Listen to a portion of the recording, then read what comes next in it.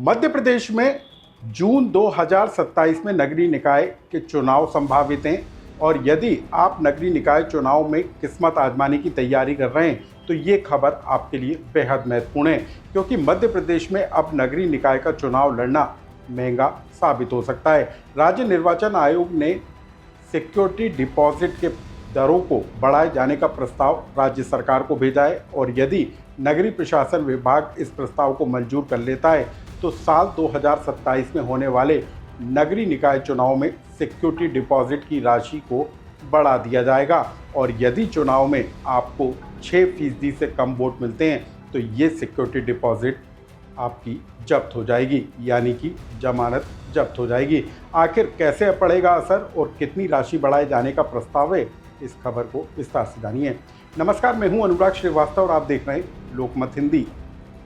मध्य प्रदेश में जून 2027 में नगरीय निकाय के चुनाव होंगे और इन चुनावों को लेकर अभी से सरगर्मियां बढ़ती हुई नजर आ रही हैं। स्थानीय निकाय चुनावों में किस्मत आजमाने के लिए लोग तैयारी करते हुए नजर आ रहे हैं और यदि आप भी नगरीय निकाय के चुनाव में किस्मत आजमाने को तैयार हैं तो इस खबर को जान लीजिए, क्योंकि मध्य प्रदेश में राज्य निर्वाचन आयोग में अब आपको यदि चुनाव लड़ना होगा तो सिक्योरिटी डिपॉजिट की राशि बढ़ी हुई दरों पर जमा करनी होगी। राज्य निर्वाचन आयोग ने साल 2014 से लागू सिक्योरिटी डिपॉजिट की दरों में इजाफा करने की तैयारी कर ली है और इसको लेकर एक प्रस्ताव राज्य सरकार को भेजा गया है। यानी कि अब यदि आप नगर निगम में मेयर के लिए चुनाव लड़ते हैं तो आपको 20,000 की जगह 32,000 रुपये देना होगा। इसी तरीके से नगर पालिका अध्यक्ष के लिए यदि आप चुनाव लड़ते हैं तो 15,000 रुपये की जगह आपको 24,000 रुपये देना होगा।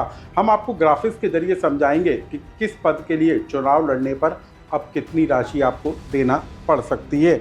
लेकिन हम आपको ये बता दें कि फ़िलहाल यदि नगरीय निकाय के चुनाव में चुनाव लड़ते हैं और आपको 6% से कम वोट शेयर मिलते हैं तो आपकी जमानत को जब्त कर लिया जाएगा, यानी कि आपकी सिक्योरिटी डिपॉजिट पूरी तरीके से जब्त हो जाएगी, इसको लौटाया नहीं जाएगा।